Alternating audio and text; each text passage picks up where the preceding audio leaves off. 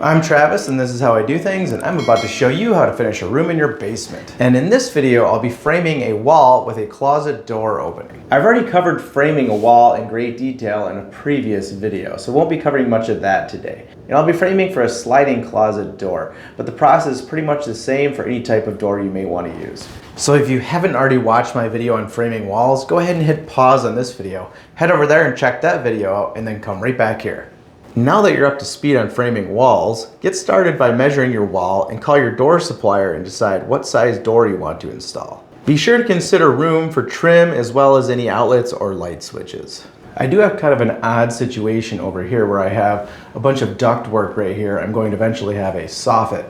The top of the door is going to be kind of close to that soffit, so I have just enough room for the trim, so I need to make very sure that I keep the soffit as tight to that ductwork as possible so the door will fit. I'm not quite sure what that's going to look like yet, but we'll figure that out as we go. Once you figure out what size door you want to use, your supplier should be able to tell you the size of the rough opening. If you already have a pre-hung door, you can also measure the door frame and then add 1/2 inch on all sides. The 1/2 inch gives you room to add shims to ensure the door is plumb. For the top, be sure to add the 1/2 inch plus the thickness of any floor you plan to use. The wall you're going to be building for your door will include a top and bottom plate, just like any other wall. But when adding a door, you'll also need king studs, which are the same length as the rest of the studs in your wall, and they go here. Then you will need jack studs. These studs support the door header and frame the vertical door opening. The header spans across the top of the jack studs. For interior non-load bearing walls, you can just use a single 2x4 as long as the opening is less than 8 feet wide. If you do need a load bearing header, you'll need to read your local building codes to make sure you have a proper header. Finally, cripple studs go in between the header and the top plate. For a load bearing wall, they help to support the top plate, but in a non-load bearing wall, they're pretty much just drywall attachment points. And now that we know what we're doing, we can start building our wall. I like to start by taking a Sharpie and marking out the wall, including the rough door opening. Next, I cut my top and bottom plate to length, and then mark out the door opening on the bottom and top plate.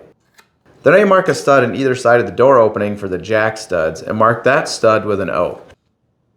Then right next to that, I mark out a king stud on both sides with an X.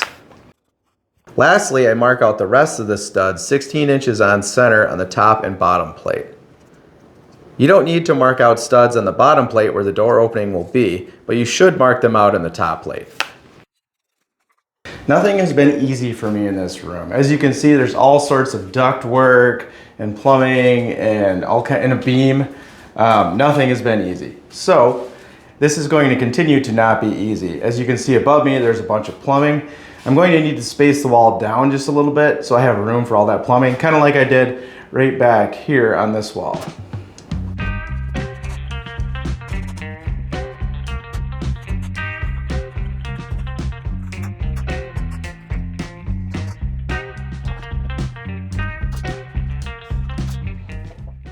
Then I measure, cut, and install my studs and king studs.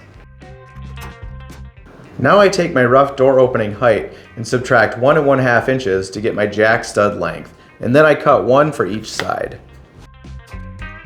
The jack studs will be nailed to the king studs and the bottom plate.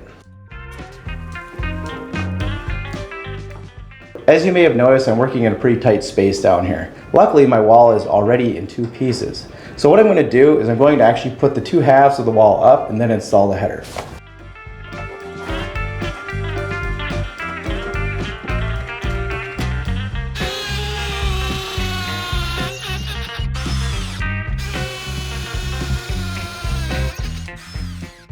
Then I measure the opening for my header and cut and install that with more nails, attaching it to the king studs and the jack studs.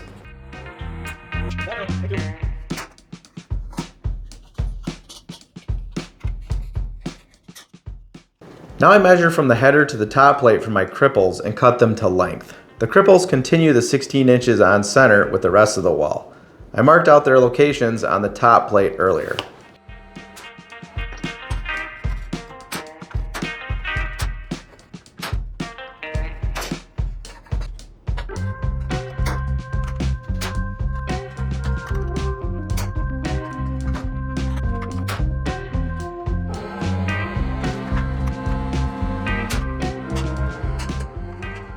Once you've checked everything and you're happy with the wall, cut out the bottom plate to finish the door opening.